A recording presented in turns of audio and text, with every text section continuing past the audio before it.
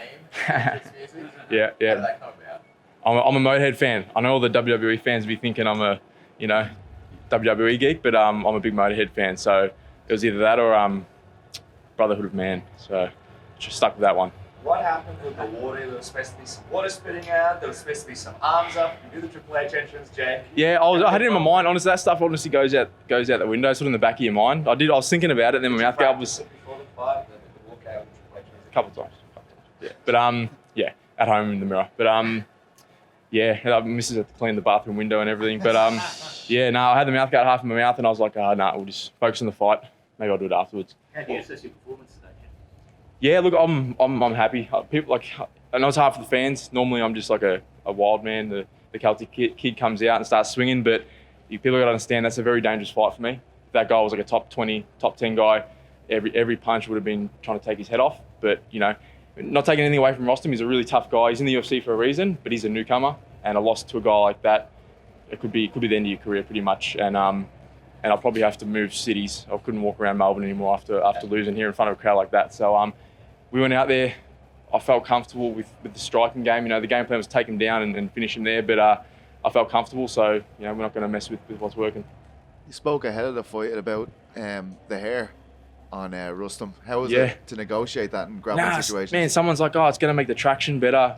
Man, it made it like 10 times more slippery. I know why he does it. Yeah, I got a little bit going. I'm going to start going that out. But man, it made it 10 times more slippery. And the game plan was to take him down, and his back defense was okay, and the striking was going well, and I was having a lot of fun out there. First time, a lot of my fights, when you get into that swing, it's just adrenaline and panic, and it's a big blur. This time, I knew where every punch was going. I could see what he was doing. I couldn't wait to get out there in between rounds. I was itching to get back out, and I was, it went the distance, but I'm not too fussed. Got the win. Is a few guys that fought UFC 193, and now you're here as well. How would you sort of compare the overall experiences? I think sometimes people forget just how long that walk is to get as well. Yeah, I just eyes down. There's being in Melbourne, every second person is going to be someone I know, and I just try to have eyes down, just put that curtain between me and the fans, and try to block the noise out. But yeah, just focus on what I got to do. I try and picture it like I'm walking into the gym for a sparring session, pretty much. Put yourself in a comfortable sort of environment in your mind, and that helped keep me relaxed. And then when I was in there, I'm like, we're just sparring with a training partner. I'm going to try and knock out, but yeah. I'm just curious. Casper mentioned UFC 193. Compare the Jake Matthews that we saw then, obviously a different weight class, to the Jake Matthews that we see now. When you look back on that Jake, what do you see? What are the big differences to the Jake now that has returned to Melbourne? The one now's got a kid, so that didn't have anything to do with the game plan. I think it might have. I felt very methodical and smart in there, and I was looking more.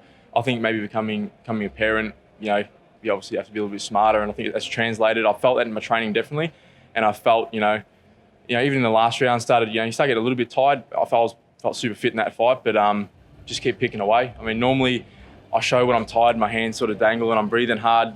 I just bury that down deep inside and just hid that, and I think that resilience comes from being a parent. So I think that's a big difference.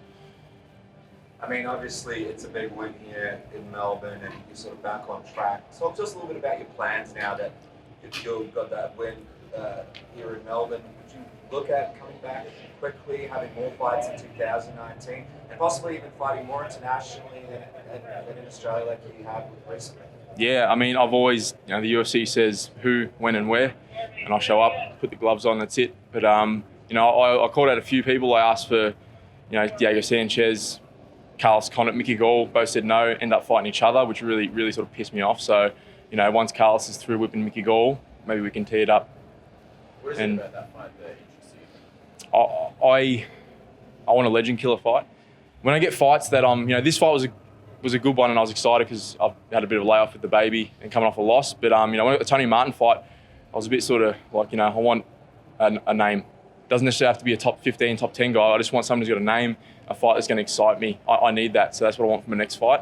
And I'm happy to sit and wait and play hardball until the UFC give me that. So yeah.